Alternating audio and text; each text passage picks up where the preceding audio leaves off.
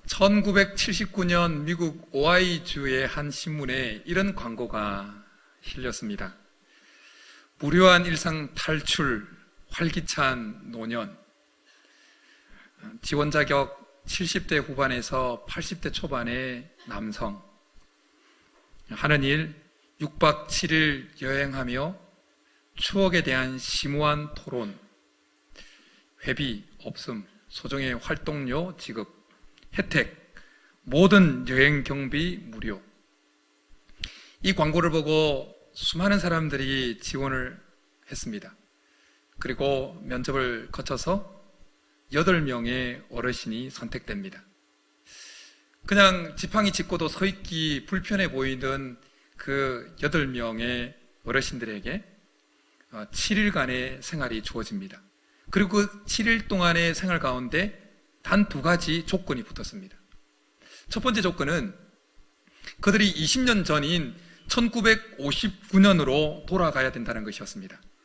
그래서 20년 전에 TV에서 방영되었던 그 프로그램들만 봐야 되고, 그리고 영화도 20년 전에 개봉되었던 영화만 봐야 되고, 대화의 모든 주제도 20년 전에 정치, 경제, 문화, 그 모든 것들이 20년 전의 소재로만 대화가 되어 이루어져야 된다는 것이었습니다. 그리고 두 번째 조건은 7일 동안 지내면서 설거지고 청소는 본인들이 직접 해야 하는 것이었습니다. 지팡이 짚고 서 있기도 불편한 그 어르신들에게 20년 전의 이야기를 나누고 영화를 보고 하는 거야 환영할 만하지만 설거지하고 청소하는 것은 고역이었습니다. 그런데 하루 이틀이 지나자 그 어르신들의 삶에 아주 놀라운 변화가 일어나기 시작했습니다. 당시에 마릴린 먼로에 대한 이야기를 나누고, 그 당시 야구팀들의 이야기를 나누고, 이야기를 나누면서 그들의 삶에 활력이 생겨나기 시작했다는 겁니다.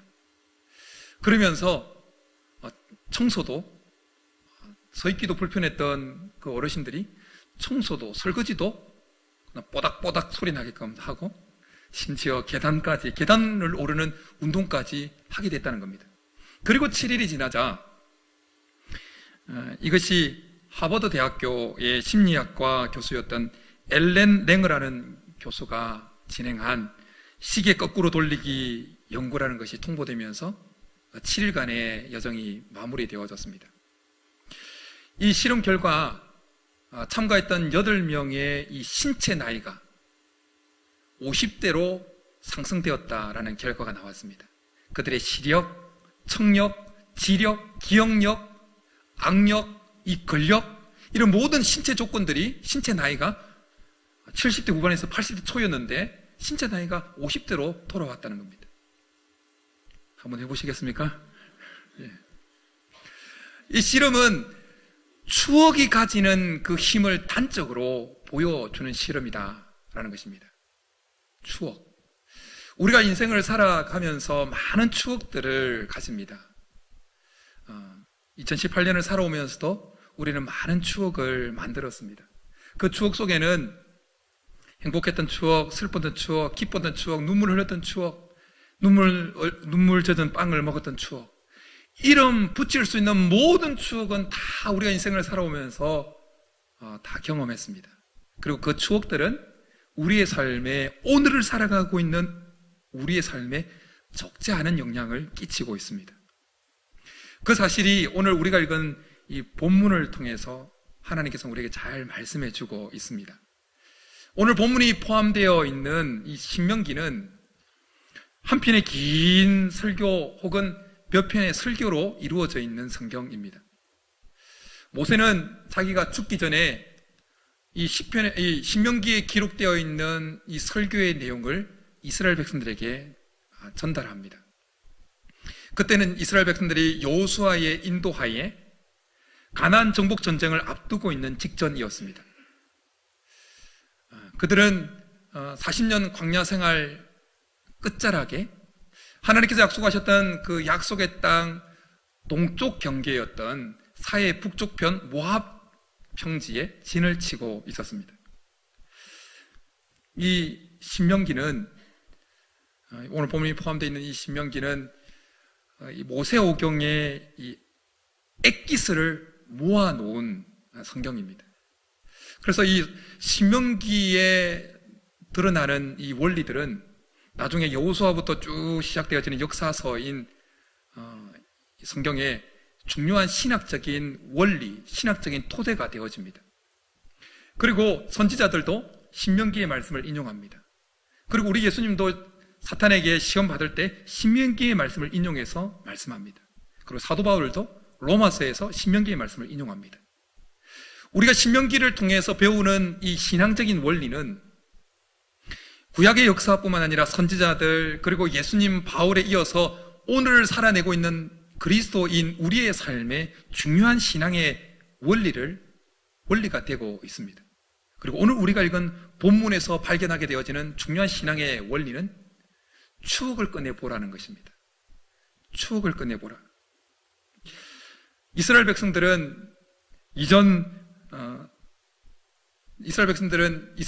그 이전 세대들은 출애굽을 하고 난 이후에 2년째 되던 해 가데스 바네아라고 하는 이 가나안 땅의 남쪽 경계 지역에 이르게 되어집니다. 근데 그들은 그곳에서 가나안 땅을 믿음으로 정복하는 정복 전쟁을 시행함에 있어서 실패하게 되어집니다. 그리고 38년이 지난 또 이스라엘 백성들의 다음 세대들은 또다시 가나안 정복 전쟁을 앞두고 있는 상황이었습니다. 그런데 38년 전이나 지금이나 이스라엘 백성들이 서 있는 위치는 달랐지만 그들이 직면해야 되는 대적들은 똑같았습니다. 바로 가나안 본토인들이었습니다. 지금 모압 평지에 있으면서 가나안 정복을 앞두고 있던 이스라엘 백성들 마음속에는 38년 전 가데스 바네아에 있었던 그들의 선조, 앞세대 이스라엘 백성들 마음속에 일어났던 마음과 동일한 마음이 그들 속에 일어나고 있었습니다. 그 동일한 마음은 바로 두려움이었습니다. 두려움. 우리는 가데스 바네아에서 실패했던 이스라엘 백성들의 그 실패 역사에 대해서 한 번 이상 들어보았습니다. 하나님은 모세를 통해서 출애굽한 지 2년째 가데스 바네아에 도착한 이스라엘 백성들에게 각 지파마다 한 명씩 12명을 뽑도록 만듭니다. 그리고 40일간 가나안 땅을 정탐하게 만듭니다. 나머지 백성들은 가데스 바네아에서 12정탐꾼을 기다립니다. 그런데 돌아온 정탐꾼들이 어떻게 보고합니까? 여호수아와 갈렙을 제외한 다른 10명은 그 대적에 대한 그 두려움에 꽉 사로잡혀서 부정적인 보고를 합니다. 그들의 대적은 강하고, 그리고 성벽은 높고, 성곽은 하늘까지 닿았고, 그리고 무엇보다도 그곳에는 아낙 자손, 이 거인들이 살고 있고, 그들이 보기에 우리는 메뚜기 같다. 그렇게 두려움에 사로잡힌 부정적인 보고를 하고 울고불고 했습니다. 그러자 그들은 본격적인 광야 생활로 들어가게 되어집니다. 그리고 38년이 지나고 한 세대가 지나고 다음 세대인 이스라엘 백성들은 그들의 조상들이 직면했던 똑같은 동일한 대적들을 직면하고 있습니다. 그런데 오늘 본문에 보면 3번이나 반복되어져서 나오는 한 동사가 있습니다. 그것은 두려워하다라는 단어입니다. 두려워하다. 18절과 21절에 보면 두려워하지 말라 말씀하고 19절에는 내가 두려워하는 이라는 말씀이 등장합니다. 이 두려워한다는 동사가 3번이나 반복된다는 것은 뭘 우리에게 알려주냐면 지금 가나안 정복을 앞두고 전쟁을 앞두고 있는 모압 평지에 있던 이스라엘 백성들 마음속에 두려움이 꽉 차 있다라는 사실을 알려준다라는 것입니다. 38년 전이나 38년이 지난 지금이나 똑같이 이스라엘 백성들 마음속에는 사람이 바뀌었음에도 불구하고 여전히 그들 속에는 대적에 대한 두려움이 가득했습니다. 우리 속에는 어려움에 대한 변하지 않는 한 DNA가 있습니다. 어려움에 대한. 그것은 뭐냐면 어려움을 직면할 때마다 그 어려움은 마치 처음 겪는 것처럼 느껴진다는 것입니다. 어려움을 직면할 때 그 어려움이 처음처럼 느껴진다는 것입니다. 우리가 여기까지 살아오면서 수많은 어려움들을 경험했습니다. 그럼에도 불구하고 우리는 그 어려움들을 다 이겨내고 여기에 와 있습니다. 그럼에도 불구하고 우리는 또다시 우리의 삶 가운데 어려움이 찾아오게 되어지면 마치 우리 생에 처음 그 어려움을 직면하는 것처럼 그 어려움에 사로잡혀서 두려움의 포로가 되어진다라는 것입니다. 이런 우리 속에 있는 어려움에 대한 이 변하지 않는 두려움의 DNA를 극복하는 비결이 있습니다.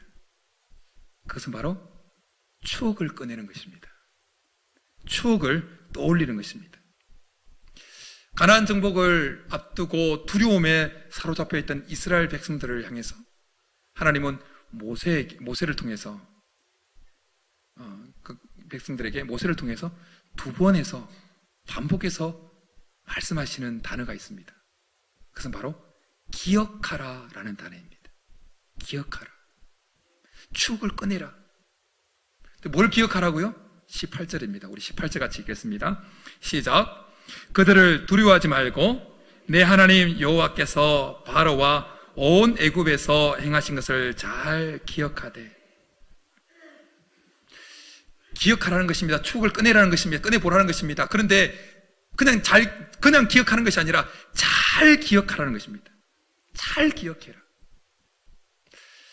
극심한 사춘기를 보내고 있는 그 자녀를 둔 부모로서 그것을 감당하기 어려워하는 부모에게 그것을 잘 극복하도록 제시하는 여러 방법 중에 이런 방법이 하나 있습니다. 극심한 사춘기를 보내고 있는 그 자녀가 어릴 때, 3살, 4살 때 이 귀여움을 떨었던 그때의 사진을 보라는 것입니다. 그러면 그 모습 보고 지금 현재 사춘기를 보내는 애를 보면 막 뚜껑 열리고 막 그렇게 하지만 사진을 보면 그 뚜껑 열리는 것을 극복할 수 있다는 것입니다. 저도 어제 토요일 날 새벽 기도 마치고 말씀 준비하면서 사춘기를 보내고 있는 그 애의 3살, 4살 저 컴퓨터에 저장되어 있는 사진과 동영상을 보고 밥 먹기 위해서 올라가서 토요일 날 늦잠 자는 그 애를 볼 때 평소와는 다르게 제 마음에 풋풋함이, 사랑스러움이 확 올라오는 거예요. 그리고 토요일 저녁에, 어제 저녁에 또 설교 다 마무리 끝내고 9시에 집에 올라가기 전에 또 컴퓨터에 저장되어 있는 그의 사진과 동영상을 3살, 4살 때 사진 보고 올라가니까 또 제 마음이 싹 다 쓰러졌어요. 지금 하나님은 두려움에 떨고 있는 그 이스라엘 백성들에게 하나님께서 그들의 삶 가운데 역사하셨던 그 하나님의 손길에 대한 추억을 꺼내보라고 말씀하시는 것입니다. 사진을 꺼내보듯이 추억을 꺼내보라는 것입니다. 하나님께서 바로와 애굽에 행하신 하나님의 손길에 대한 그 추억을, 그 기억을 꺼집어내어서 보라는 것입니다. 여러분, 우리가 힘들 때 예전에 행복했던, 즐거웠던 추억을 꺼내 보아야 합니다. 무엇보다도 하나님께서 우리의 삶 가운데 펼쳐셨던, 행하셨던 그 손길에 대한 추억을 계속해서 되짚어 보아야 됩니다. 현 문화체육관광부 장관인 도종환 시인의 흔들리며 피는 꽃이라는 시가 있습니다. 한번 들어보시죠. 마음이 와닿습니다. 흔들리지 않고 피는 꽃이 어디 있으랴. 이 세상 그 어떤 아름다운 꽃도 다 흔들리면서 피었나니, 흔들리면서 줄기를 곧게 세웠나니, 흔들리지 않고 가는 사랑이 어디 있으랴. 젖지 않고 피는 꽃이 어디 있으랴. 이 세상 그 어떤 빛나는 꽃들도 다 젖으며 피었나니, 바람과 비에 젖으며 꽃잎 따뜻하게 피었나니, 젖지 않고 가는 삶이 어디 있으랴. 마음이 와닿잖아요. 우리의 삶이 여기 오기까지 우리는 수많은 우리의 삶의 흔들림을 경험했습니다. 그럼에도 불구하고 그 흔들림 속에서도 하나님은 우리의 삶에 꽃을 피우셨습니다. 그리고 꽃이 피우기 전에는 덜 흔들렸지만 꽃이 피고 난 다음에는 그 꽃무게 때문에 더 흔들렸는지 모릅니다. 결혼이라는 꽃을 피우고 자녀 출생의 꽃을 피우고 대입이라고 대학 진학이라는 꽃을 피우고 뭔가 우리 인생에 꽃이 피어짐으로 인해서 그 꽃의 무게 때문에 더 흔들리면서 우리 인생을 살아왔는지 모릅니다. 그럼에도 불구하고 하나님은 그 흔들림 속에서도 우리의 삶을 붙들고 여기까지 인도하셨다는 것입니다. 우리의 삶이 비바람에 젖었던 그 순간에도 하나님은 우리 인생이 쓰러져 죽지 않게 우리의 삶을 붙들고 여기까지 인도해 오셨다는 것입니다. 그러기에 그 수많은 흔들림 속에서도 하나님께서 우리의 삶을 붙드시면서 꽃을 피우셨던 그 하나님의 손길을 기억해내라는 것입니다. 그 하나님의 손길에 대한 추억을 끄집어내어서 보라는 것입니다. 그래야 그것이 오늘 우리가 당하는 어려움을 극복해내는 비결이라는 것입니다. 특별히 오늘 우리의 삶이 흔들리고 있다면, 지금 현재 내 삶이 비바람에 젖고 있다면 더욱더 지난날 하나님께서 내 삶이 정말 송두리째 흔들려서 뿌리 뽑힐 것 같은 그 상황 속에서도 여전히 꽃을 피우게 하셨던, 모든 것이 합력하여 선을 이루게 하셨던 그 하나님의 손길에 대한 기억을, 추억을 꺼내보라는 것입니다. 오늘 시간 하나님께서 우리에게 찾아오셔서 그 생각을 한 번 더 기억을 떠올려 주시기를 축복합니다. 절체절명의 순간에서 하나님께서 사람을 붙여주시고 기적적인 방법으로 내 삶을, 내 마음을 안정시키시고 평안을 허락하셨던 그 하나님의 손길, 그걸 떠올려 보라는 것입니다. 떠올려지는 은혜가 있기를 축복합니다. 그런데 그 추억이라는 것이요, 한 번 떠올린다고 해서 쉽게 잘 떠올려지지 않습니다. 그래서 잘 기억해라는 것입니다. 잘 기억해라. 오늘 본문에 잘 기억하라는 이 말씀을 문자적으로, 히브리어 원어상으로 문자적으로 번역하면 이렇게 되어집니다. 너는 똑똑히 기억할 것이라. 똑똑히, 생생하게 기억할지라. 하나님께서 오늘 이스라엘 백성들에게 똑똑하게 잘 기억하라고, 똑똑히 기억하라고 말씀하시는 그 이유는, 똑똑히 기억해야 될 그 사건이 어제의 일이 아니라 40년 전의 일이었기 때문입니다. 40년 전의 일.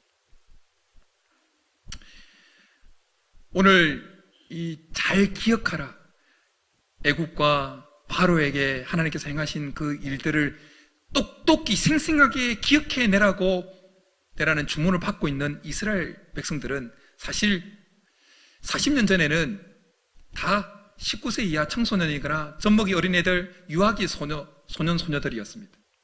왜냐하면 가데스 바네아에서 불충할 때 하나님께서 그 당시에 20세 이상의 모든 이스라엘 백성들은 광야에서 다 죽도록 징계하셨기 때문입니다. 여러분, 40년 전의 기억을 떠올린다는 거, 40년 전의 추억을 떠올린다는 거 쉽습니까? 쉽지 않습니까? 잘 모르겠거든. 지금 이 시간에 한번 해보죠. 여러분 나이에서 40을 빼고 몇 살입니까? 그러면 20대거나 10대거나 뭐 10대거나 뭐 더 떨어지겠죠? 그럼 그때의 추억을 한번 떠올려 보십시오. 40년 전에. 떠오르십니까? 40년 전이면. 네, 28 청춘이었습니까? 예, 떠오를 수 있을 겁니다. 그러나 그것이 생생하게는 떠오르지 않을 겁니다. 어렴풋하게. 저도 설교를 준비하면서 40년 전에 기억을 한번 떠올려 봤습니다. 한 가지 떠올랐어요. 근데 이게 40년 전의 기억인지 모르겠는데 어쨌든 제가 가장 어릴 때의 기억이라고 생각되어지는 한 기억이 있었습니다. 그것은 제 할아버지께서 까만 중절모를 쓰고 있는 모습이었습니다. 근데 그 모습이 또렷하냐? 아니요. 어렴풋하게, 그냥 둥그름뭉실하게, 그런 모습.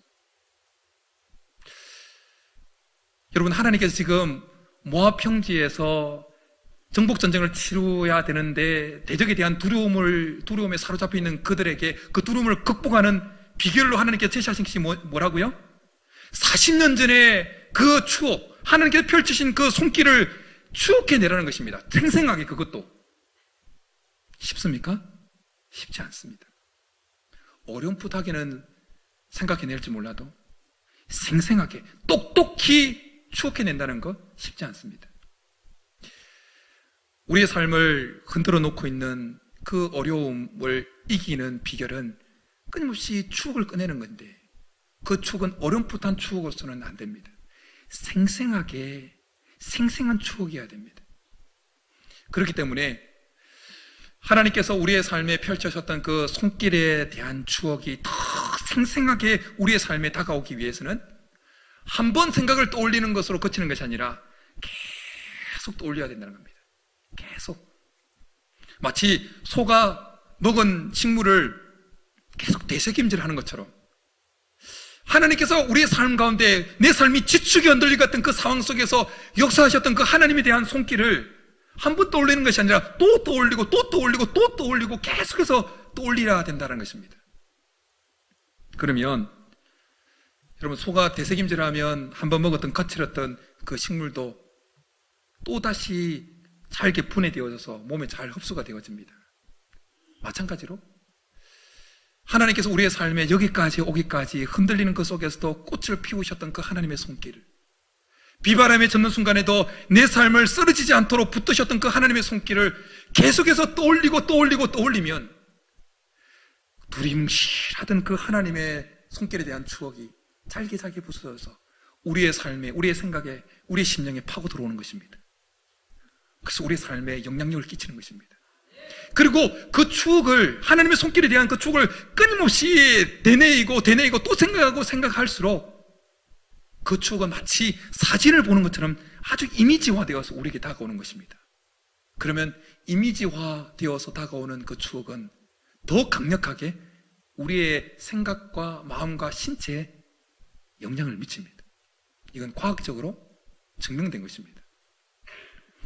펠레이라고 하는 하버드 의과대학 정신과 교수는 그가 쓴 두려움이라고 하는 책에서 시각적 이미지가 우리의 신체에 미치는 영향에 대해서 이런 글을 적어 놓았습니다. 제 서재에 꽂혀 있는 책인데, 최신 연구들은 시각적인 이미지가 우리의 신체에 어떤 영향을 끼치는지 설명하는데, 시각적인 이미지는 말보다 훨씬 더 우리 속에 일어나는 불안과 이 두려움을 잠재우는 효과가 있다는 겁니다. 마음속의 이미지를 떠올리게 되어지면 이것이 효과를 발휘하는 것이 점점 과학적으로 증명되고 있다는 겁니다. 한 예로 제시하는데, 그것은 뭐냐면 혈액순환이 안 되어서 죽어간 이 조직을 둘러싸고 있는 이미지를 계속, 움직이는 이미지를 계속 상상하고 이미지네이션, 이미지를 계속 그리면, 이미지화해서 그러면 혈액순환이 잘 안 돼서 죽은 그 조직을 둘러싸고 있는 뇌조직이 활성화가 일어난다는 겁니다. 그러면서 이 이미지는 구체적으로 할 것을 제안합니다. 이런 겁니다. 바다를 하나, 잔잔한 바다를 떠올립니다. 그럼 거기에 주기적으로 찰랑찰랑 치는 파도를 첨부합니다. 여러분 한번 따라해 보시죠. 제가 말하면 파도를. 그럼 또 하나를 더 첨부합니다. 돛담배 하나를.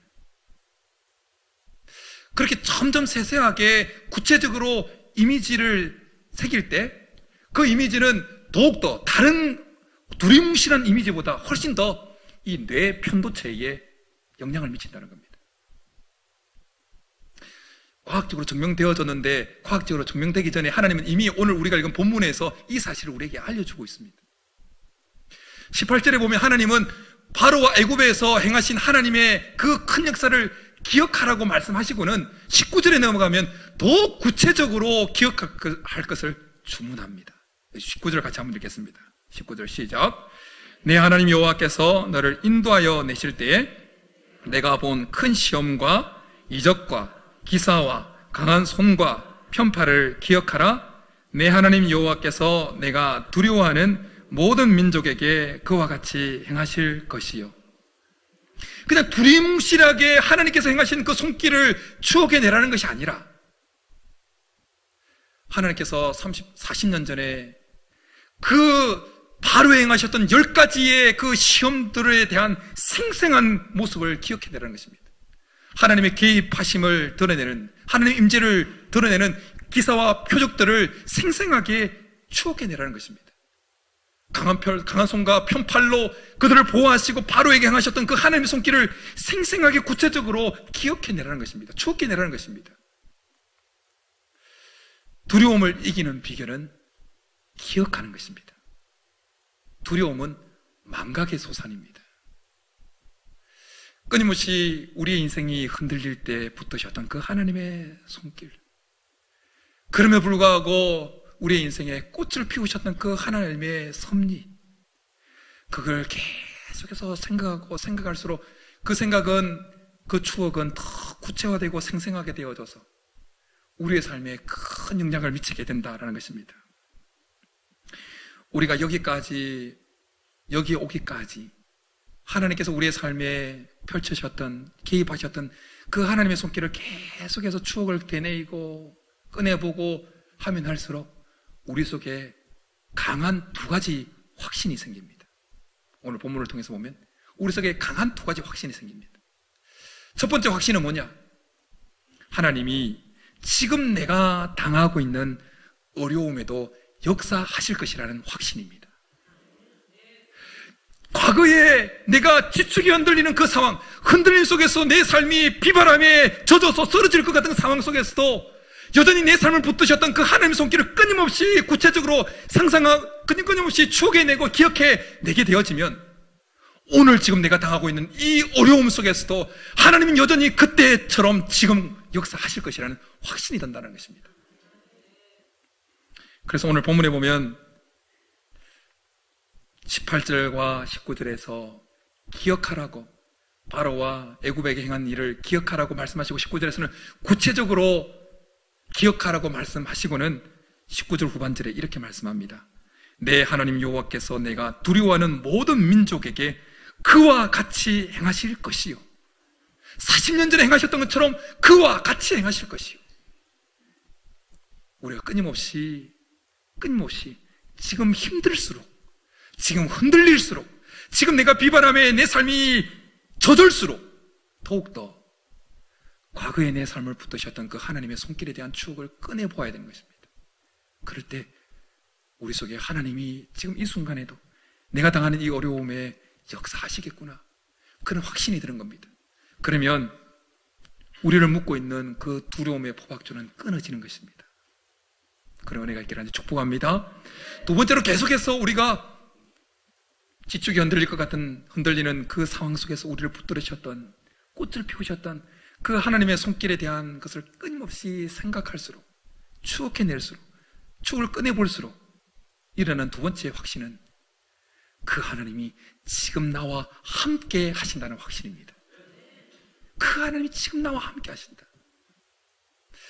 그래서 21절에 보면 이렇게 말씀합니다. 너는 그들을 두려워하지 말라 라고 말씀하시면서, 기억하라, 18절과 19절에서 기억하라 말씀하시고는 21절에 넘어와서 그들을 두려워하지 말라고 말씀하시면서 후반절에 이렇게 말씀합니다. 너희 하나님 여호와 곧 크고 두려운 하나님이 너희 중에 계심이라. 여러분, 우리의 마음이 두려움으로 지금 내 인생이 이러다가 끝장나는 거 아닌가라는 두려움이 생길수록 하나님이 여기까지 우리를 붙드셨던 그 손길을 기억해내십시오. 추억을 꺼내내십시오. 그러면 하나님은 과거의 하나님이라 현재의 하나님으로 우리에게 다가올 것입니다. 과거에 역사하셨던 하나님은 오늘도 우리 가운데 역사하실 하나님으로 그렇게 우리에게 다가올 것입니다. 어떤 글에서 본 한 이야기만 하고 말씀을 마치려고 합니다. 32번 결혼한 한 여자의 인생 이야기입니다. 32번 결혼한. 32번. 무슨 사연인데. 전주시 가까운 농촌에 사는 한 아가씨가 25살에 남자를 만나서 뜨겁게 사랑해서 결혼을 합니다. 죽고 못 사는 사이가 되어서 결혼을 합니다. 그리고 결혼한 지 1년 만에 아기가 태어나고 100일 잔치를 벌이는 가운데 시댁과 갈등을 빚고 마음이 틀어져서 이혼해야 되겠다라는 결심을 하게 됩니다. 그래서 짐을 싸고 애를 안고 일어나려고 하는데 애가 사정을 아는지 모르는지 막 자지러지게 막 울었다는 겁니다. 그래서 그 애 울음소리에 이혼하고 싶은 이혼은 결심을 내려놓고 그래도 살아야지, 이 애 때문에 살아야지 라고 생각을 하면서 1년 전에 결혼하면서 당신 없이는 내가 못 산다고 그렇게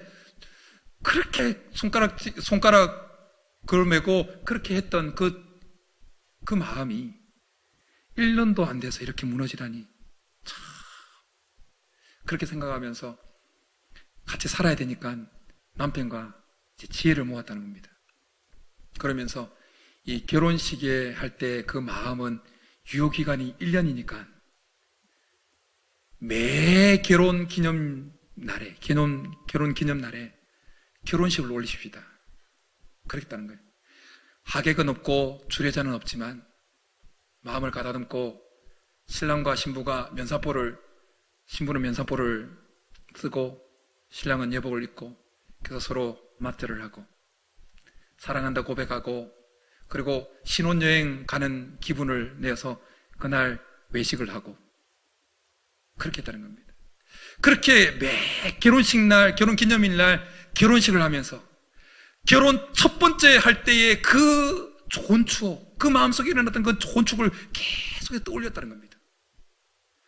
그래서 중간에 흔들려도 그 결혼기념일 날 계속해서 32번이나 결혼하는 가운데 그 추억을 계속 떠올리면서 그 흔들림을 이겨내었다라는 겁니다. 사랑하는 여러분, 하나님께서 여기까지 우리를 인도해 오시면서 우리를 붙드셨던 그 하나님의 손길에 대한 추억을 계속해서 꺼내어 보시기 바랍니다. 감사의 제목 100가지를 적든지 아니면 목장에서 하나님께서 베푸셨던 그 은혜를 함께 나누든지, 어쨌든 하나님께서 내 삶을 붙드셨던 그 하나님의 손길을 끊임없이 떠올리기 바랍니다. 그러면 하나님은 과거의 하나님이 아니라 현재의 하나님으로, 멀리 계신 하나님이 아니라 나와 함께 계신 하나님으로 그렇게 다가오고 역사하실 것이라는 믿음이 우리 속에 생겨날 것입니다. 그러면 우리는 두려움의 포로가 아니라 하나님께 붙잡힌 인생이 될 줄 믿습니다. 이런 은혜가 우리 모두에 있기를 주님으로 축복합니다. 이 시간 우리 말씀 생각하면서 보라 너희는 두려워 말고 과거의 추억을 끊이어서 역사하신 하나님의 손길을 보면서 이 찬양을 같이 불렀으면 좋겠습니다.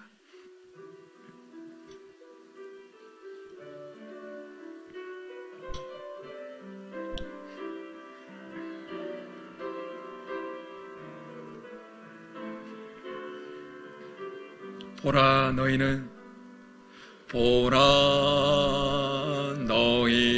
두려워 말고 보라 너희를 인도한 나를 보라 너희는 지치지 말고 보라 너희를 구원한 너희를 치던 적은 어디 있느냐 너희를 억누르던 원수는 어디 있느냐 보라 하나님 구원을 보라 하나님 능력을 너희를 위해서 싸우시는 주의 손을 보라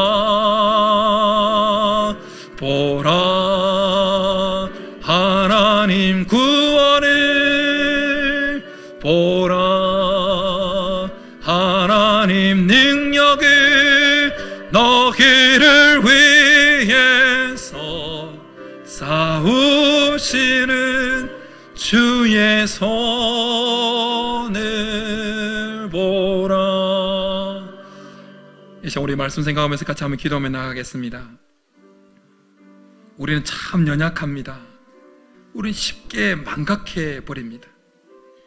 아무리 큰 하나님의 손길이 우리의 삶에 있었다 할지라도 우리는 곧 망각해 버리고 또 우리에게 다가오는 그 어려움을 처음 직면하는 것처럼 그 어려움에 부딪혀서 두려움의 포로가 되어지는 우리의 연약함을 주님 앞에 올려드리면서 하나님, 우리에게 은혜를 베풀어 주셔서 하나님께서 내 삶 가운데 우리의 삶이 흔들릴 때, 지축이 흔들릴 것 같은 그 상황 속에서도 여전히 꽃을 피우셨던 그 하나님의 손길에 대한 추억을 꺼내볼 수 있도록, 우리의 삶이 비바람에 젖어 쓰러질 것 같은 그 상황 속에서도 우리를 붙들어 주셨던 그 하나님의 손길에 대한 추억을 꺼내볼 수 있도록 우리에게 은혜를 베풀어 주셔서 과거의 하나님이 아니라 현재의 하나님으로, 멀리 계신 하나님이 아니라 나와 함께 계신 그 하나님에 대한 확신이 우리 속에 가득 찼어 오늘도 그 어려움에서 승리하게 도와달라고 우리 말씀 생각하면서 주여 한번 부르기 나가겠습니다.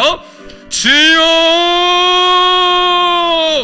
살아계신 하나님 아버지, 우리는 연약합니다. 우리는 쉽게 망각해버립니다. 하나님, 두려움은 망각의 소산인데 우리가 하나님의 손길을 망각해버림으로 하나님, 끊임없이 어려움 앞에 하나님 두려움에 떨고 있는 연약한 자임을 주님 앞에 고백하오니, 주님, 우리를 불쌍히 여기시고 우리에게 은혜를 베풀어 주셔서 주님, 우리에게 망각하지 않도록 하나님께서 우리의 삶이 흔들릴 때 우리의 삶을 꽃피우셨고 우리의 삶이 비바람에 쓰러질 것 같은 상황 속에서도 우리를 붙드셨던 그 하나님의 손길에 대한 그 기억, 그 추억을 꺼내볼 수 있도록 우리 가운데 은혜를 베풀어 주옵소서. 그래야 하나님은 여전히 지금 내가 당하고 있는 상황 속에서도 여전히 역사하실 것이라는 그 확신 속에, 과거의 하나님이 아니라 현재의 하나님이요, 멀리 계신 하나님이 아니라 나와 함께 하신 하나님이라는 그 사실이, 확신을 가지고 오늘 우리가 직면하는 그 어려움을 이겨낼 수 있도록 주님, 우리 가운데 은혜를 베풀어 주옵소서. 과거에 대한 그 추억, 하나님의 놀라운 손길에 대한 그 추억을 꺼내볼 수 있는 은혜를 우리 가운데 베풀어 주옵소서.